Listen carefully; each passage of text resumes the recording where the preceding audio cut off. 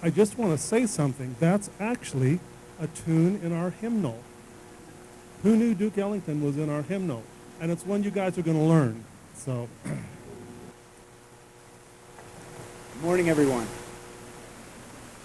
Monica gets a day off every once in a while, so you got me all day today. Is that good or bad? I don't know. Probably bad. Monica's amazing.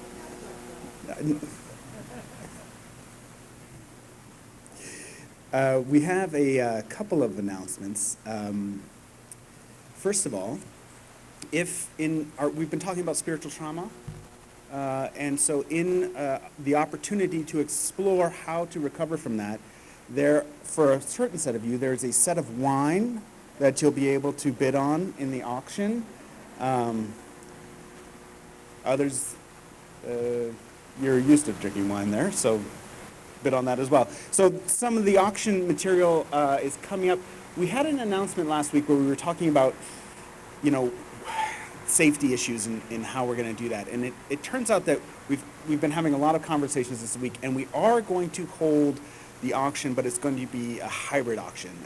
Part of it will be online, but part of it actually will be live, and we're going to just do it very differently than it's happened in the past. But you'll be hearing more about that. You do have to register and you do have to buy a ticket. The easiest way to do that is to go onto the website and there's like an auction button that you can click on, and it'll show you how to register and buy a ticket.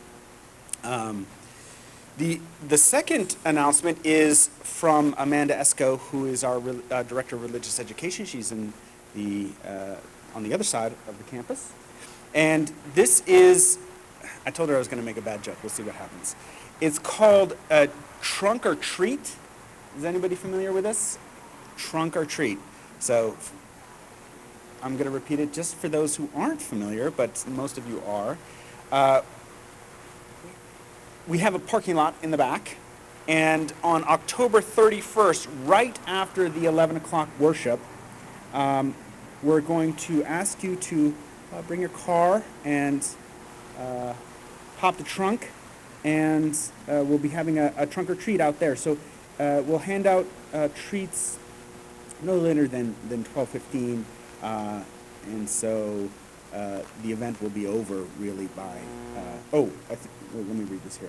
It says, participants need to be parked and ready to hand out treats no later than 12:15. After 12:15, the lot will be coned off, so vehicles need to remain until the event is over at 1:30. So my joke was, let's put some junk in the trunk, right?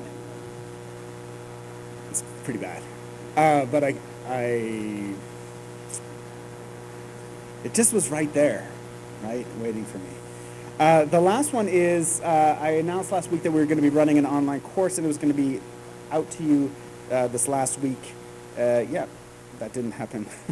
So that'll be out this week, if at all you were waiting for it to happen. But very soon, very soon. With that, let's begin our worship with a reading from Gretchen Haley.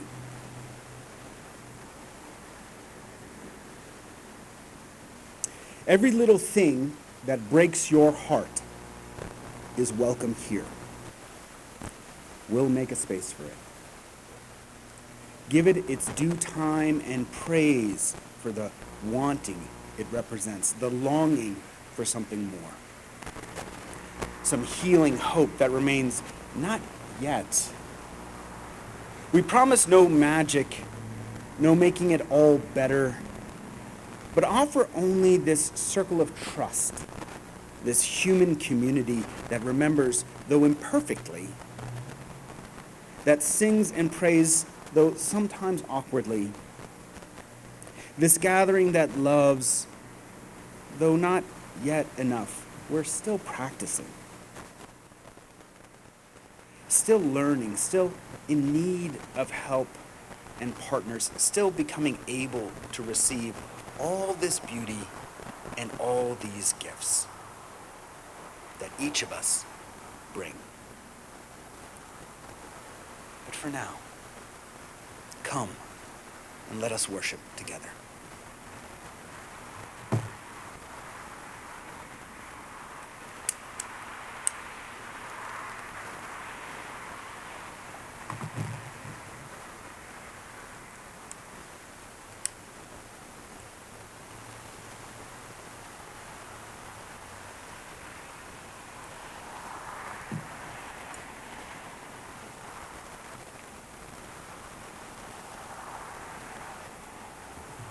This hymn is not in any of our hymn books. All right? There you go. This hymn is not in any of our hymn books. I wrote it about 14 years ago.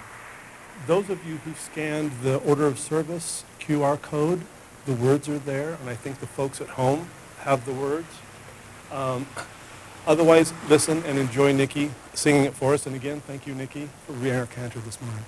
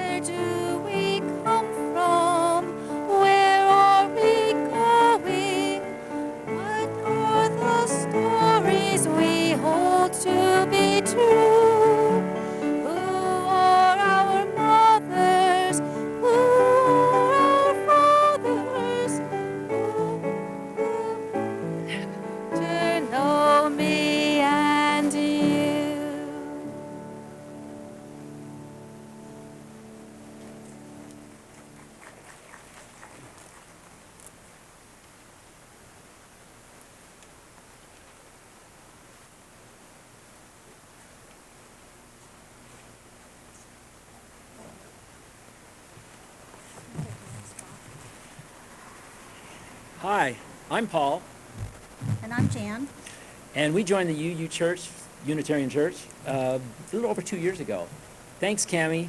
She's the one that pushed us out of our inertia. So why do we give to this church? Simple. Well, among other things. It's fun. It's life-changing, satisfying, and earth-saving. Fun. Jan and I get to meet and mingle with people who are interesting, friendly, intelligent, educated, talented, deep-thinking, free-thinking, and passionate. Two of the best ways we have gotten to know people is by joining the choir and also attending the auction. We've donated and also gone to things like dinners and hikes and wine tastings. Life-changing. Thanks to the church, I went from being an anxious Republican ex-Mormon to a fairly mellow neo-Buddhist Unitarian yellow dog Democrat that constantly listens to public radio. It's always on. Satisfying. On our first visit to a Unitarian church, we enrolled our young kids in the RE program, the Religious Education Program, and we were very satisfied with the result. They grew up to be interesting, friendly, intelligent, educated, talented, free-thinking, and passionate people. Speaking of RE, I want to give a shout out to the OWL program. That's the age-appropriate sexuality training that the church developed. I became a teacher in it. When I was taking the course, the training to become an OWL instructor, I thought to myself many times, wow, I wish I had had this when I was growing up. Earth-saving. Oh, there's one other thing about satisfying. Both of us have each given a kidney. That was one of the most satisfying experiences we've had. Now, we didn't do it in the church, but it put us in a frame of mind where if we weren't Unitarian, I don't think we would have done that.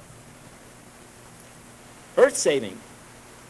Come on, who doesn't want to save the earth? I especially do because I believe in reincarnation. I want to make sure that when I come back here, it's inhabitable. I believe that Unitarian Universalists and the UUA and the UUSC have a huge influence in fighting global warming, living sustainably, and caring for the web of life. And also keeping democracy alive, which has been having a pretty tough time lately. So there you have it, a few of our reasons for giving. Fun, life-changing, satisfying, and earth-saving. And also, like donating to NPR, it just feels right. He pretty much covered everything I was going to say. But the one thing I do want to say is how important RE is, because that's why we started going to the Unitarian Church. Many years ago, our kids are now in their 30s, they were in a preschool and it was affiliated with the church. And they kept coming home with, Mom, Dad, are we Christian? Do we believe in God? Do we like Jesus? Who is Jesus? And at that time we thought, okay, we need to go and help them find some answers on their own. And so we started going to the Unitarian Church, and RE has been incredible. In fact, our daughter went to a Methodist college and had to take world religion, and the instructor actually told her, you know more about world religion than I do, and I'm teaching it. And I think it's credit to the Unitarian Church. And also, as he said, this community is absolutely fantastic. Where can you go where you're always challenged and also surrounded by people that want to keep an open mind and research and learn facts rather than just take things for granted? But we're thrilled to be members. Thank you.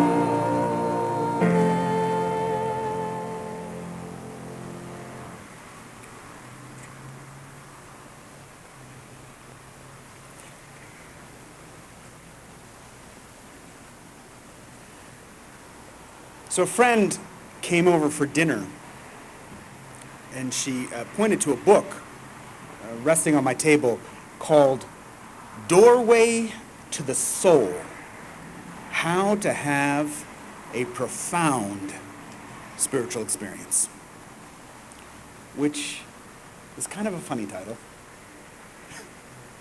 Follow these simple steps, and you too can experience the Spirit. But I only say this half jokingly. I mean, it does strike me as a little funny. And isn't this is what most of us want. This book falls into a certain genre of spiritual and social writing, the 9 life lessons, the 8 steps for positive living, the 7 habits of highly effective people. I even found a wiki page that outlined the 6 steps for choosing a self-help book. It's a pretty popular genre, right?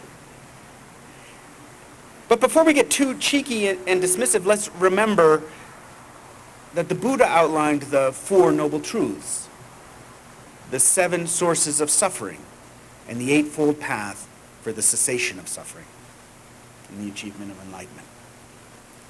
It's not that spiritual books that outline a direction to follow are bad in themselves. We clearly want help with our lives, and having a list to follow is really reassuring. We don't have to understand the whole path at once. We can take this experience a little bit at a time before moving on to the next stage. But some of our ambivalence towards the books with the 9 lessons and the 8 steps and the 7 habits is wrapped up in the fact that ultimately they're commercial efforts written by someone who hopes to get paid and published by a press that know that books with lists sell well, and we are suffering or unhappy or unsuccessful, and we want to change our lives, and people and publishing houses know that if they put out books with lists that they sell, we'll buy them. And there never seems to be an end to the discomfort of living, so there will always be a new book of lists to take advantage of this discomfort. And this doesn't mean that the authors don't believe what they write, or that certain publishing houses are anything but absolutely committed to making this world a better place. It's just that this genre almost requires a never-ending suffering to keep the market going. Which brings me to another dimension of our ambivalence. I suspect that I am not the only person here to have read one of these books. I'm not the only person here to have read 3 of these types of books. How many have read 10 of these books? I don't believe it was the 5 that I just saw, but it was more. I've read a bunch of them, and my life still has suffering. I still suffer. Perhaps my life has less suffering because I've read some of these books. Perhaps my life is more effective or more passionate or more meaningful because I've read some of these books. But no book brought me enlightenment. Some of the ambivalence we feel is that we've tried what these books say, at least for a while, but not much has changed. Sometimes they become good excuses for beating ourselves up. You know, my life would be so much better if I just got up and did my morning pages, and I did my exercise, and I did my finances, and I did my meditation, and I did any number of the really good habits outlined in these books that would lead me to a life of a happy person. Sure, it's true that my life seems to work better when I exercise and pray and pay attention to my money and my family. And it's true that my life feels really rough when I ignore phone calls and work and stay in bed, watch TV and movies and eat garbage and allow myself to hear that voice that says, "You're not successful, you're not married or fit or any of those things." Right, so I go running for another book as if I'm going to find it. And I'm holding this book with incredible optimism. But there's a part of me that says, maybe. You know, I get that dimension of the ambivalence as well. Feeling like this just isn't going to work. And it's not just with these contemporary books either. I know a lot of Buddhists who can tell you the 12 sources of suffering. But they still hang out in those sources all the time, right? Ignorance, attachment, craving, making stuff up. We're still dealing with the same issues today that the Buddha was dealing with 2,500 years ago. Maybe some of you are dealing with them right now, in this moment, listening to this sermon, wishing it were different than the way it is. Wanting to be released from the suffering, which feels timeless. And I think something else is at work. I think one of the reasons I keep coming back to these books, and why we all keep coming back to these books, is that intuitively, somewhere within us, we know that there is more to this existence than just our egos. We understand that our suffering is related to our understanding of ourselves as individuals. The shame we feel, the resentment, the rejection only makes sense if we understand ourselves as separated beings, distinct from other beings. It doesn't make any sense in the realm of understanding where we know that we were created by the stars and that we grew out of the planet like plants and that we are part of a great life force that we call the earth. What would shame and resentment and rejection mean when we understand life this way? It would disappear. The earth does not feel shame. We are the earth. We know this intellectually, intuitively, but spiritually, many of us still feel so trapped in the realm of the ego. We know there is more to life. We can feel it. But we don't know how to get through that threshold. We don't know how to pass through to the experience where we bask in that great community of being. Capital B, being. Where we live in that great communion of subjects, as Thomas Berry writes, and cease to live as a collection of objects. When I see these books, whether they are by the Buddha or by Deepak Chopra, I see one thing. I see a desire to pass through the threshold, to pass through to the place where we feel in communion. A space of belonging, intimacy, not separation and isolation. There is an intense desire for the spiritual life in our world. These books are bestsellers. It is the best-selling genre of book, period. The 14 Stations of the Cross, the methods of Ignatian prayer are written about anew each year, multiple times, and they have been for centuries. You know, a pessimist might say that it's all just a waste of time because we never seem to get anywhere, but I don't know, I can see that point. I don't have any proof that the threshold exists. I just feel like I want to belong to you. Like I want to be in communion with you. And that's a certain statement of faith, right? I choose to believe that we read these books because we feel that there is a connection that's possible, that there's a threshold that exists between our egos and the greater experience of life, and that it's possible to cross it. That communion is possible. And I choose to believe that we read them because of this potential and not because we don't know what else to do with our suffering. I choose to believe that we feel this intuitively because we are called by a greater experience of life, that life wants us and desires us and reaches out to us. The Sufis often call this greater experience the beloved, because for them it is not cold and indifferent, but ardent and invested. God, they say, wants you like a lover. That's how intensely God desires you. We sit on the other side of the threshold feeling alone, but the greater experience of life, of being, is calling out to us, telling us how much it wants us, the beloved.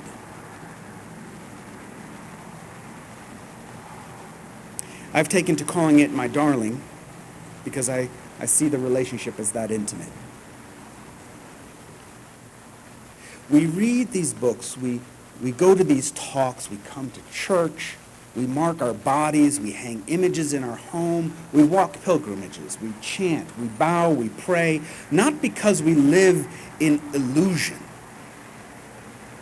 but because something is calling to us through the threshold.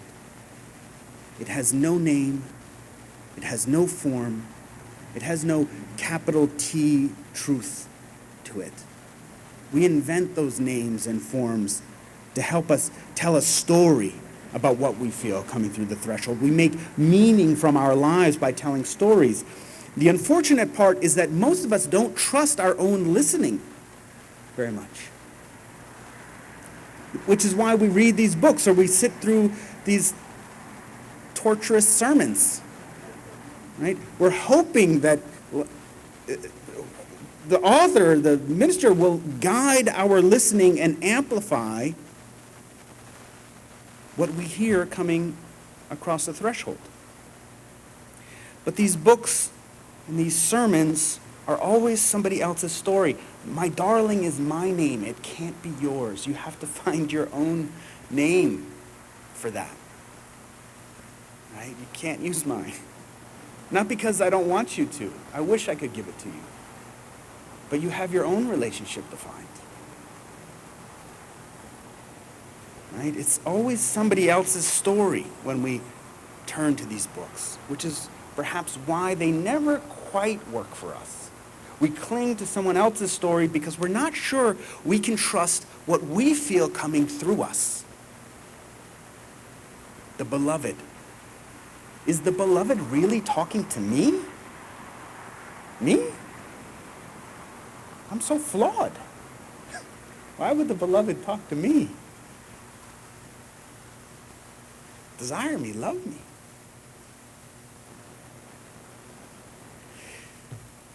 This decision to trust the book, extolling someone else's experience with the threshold, instead of trusting in what we hear coming across the threshold, is a choice we make.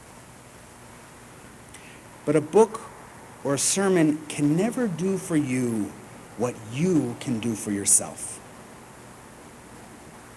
You know, last week I talked about spiritual practices and how I didn't think gardening and hiking were spiritual practices. And some people came up to me and they're like, yeah. But I had this spiritual experience and they told me about their spiritual experiences.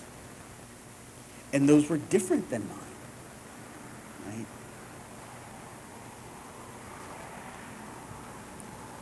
Only you can have these. Oh, look at this. I've been visited by a bee. I take that as a good sign.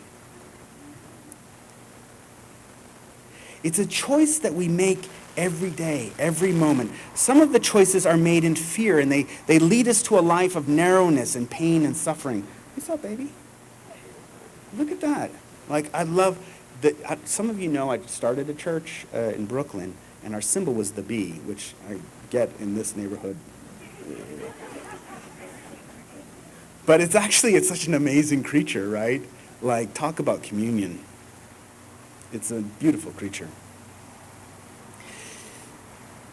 Sometimes we make these choices because they're made from a place of trust, and we trust what we hear coming across from my darling. These create lives of kindness, of sensitivity, of generosity, and love. And I'm not saying that I'm never going to buy any more of these books. I'm sure that I'm going to buy more of these books. Just as I'm sure that I'll go listening to other speakers. I love this stuff. And I'm sure at times I will feel like they have something that I don't have. And maybe it's just experience, right? They're just a a few steps farther on the journey, and I'm inspired by their experience. All I know is that I know that my darling speaks to me all the time from across the threshold. Sometimes it shows up in the loveliness of a bee. And at any moment, I can choose to listen. When my friend saw the book, Doorway to the Soul, How to Have a Profound Spiritual Experience, she asked me if I'd ever had a she asked me if I'd had a spiritual experience. And it caught me off guard because it's kind of a difficult thing to answer, right? Yes, I have. So many. I've had so many spiritual experiences. But I got stuck when I tried to answer her because they all felt so different. And as I reflected on her question later, I realized that they do, however, all have one thing in common. They existed in that in-between space where I knew that I was both living in this form and simultaneously living in the greater existence. Time disappeared. Shame, resentment, rejection disappeared, and I abided in intimacy. All of existence felt so close. But here's the secret, right? You don't need to read a book with an outlined set of steps to discover your path. In fact, there is only one step that is required to open the doorway to the soul. And that's just to listen to yourself. Listen to what is coming through you. Listening is all that you need to pass through the threshold. You'll have to be willing to try. You'll have to trust that being wants to talk to you. You'll have to believe that you're worth talking to. Without these, it'll be tough to even open the door, let alone listen. But even if you don't feel like you can do these things perfectly, you can always just come back to listening. Denial and fear may get in the way. I mean, the truth is they will get in the way. There's no way to avoid them. But you'll catch yourself. You'll know when you're in it because you'll feel terrible. You'll feel isolated and alone and separated. And like, why do I feel this way? Then just go back to listening. Look for the bee, truly. All the books we write, all the religions we create, all the monuments we build, all the journeys we take are evidence. We are not some cosmic mistake, lonely and isolated, making up invisible creatures to keep us company. We are part of a communion of subjects. We hear something calling us from across the threshold, and we are trying to respond as best as we can. The beloved desires you, wants you. Whether or not you listen, that's a choice that you make. No book or spiritual teacher can do it for you. So I invite you to trust your intuition. See the evidence for what it is and just try to listen. And soon, you'll be in deep conversation. Amen.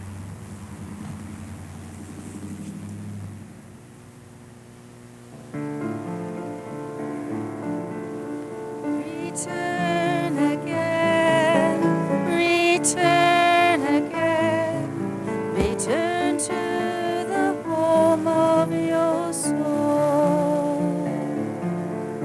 Return again, return again, return to the home of your soul.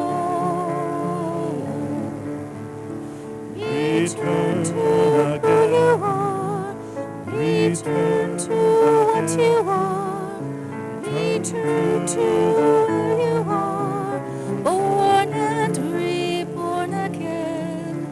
Return again, return again, return to the home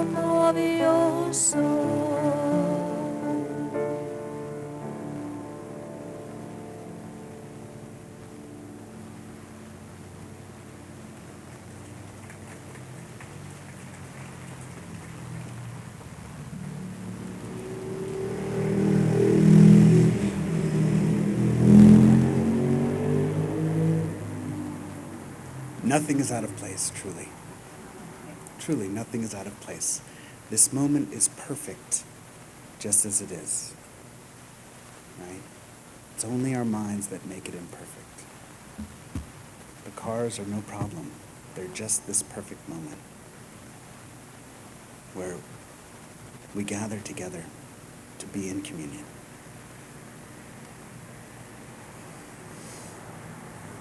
Source of life, God, my darling, inspire us to leave this gathering of loving people and go out into the world to witness the worth and the dignity of every being. Awaken us to the interwovenness of our existence. That we came from many places. We came, all of us, walking out of Africa. We came, all of us, growing out of this earth. We came, all of us, from the explosions of stars billions of light years ago to this moment.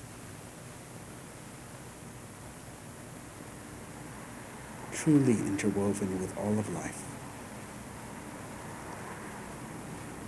And fill us with grace.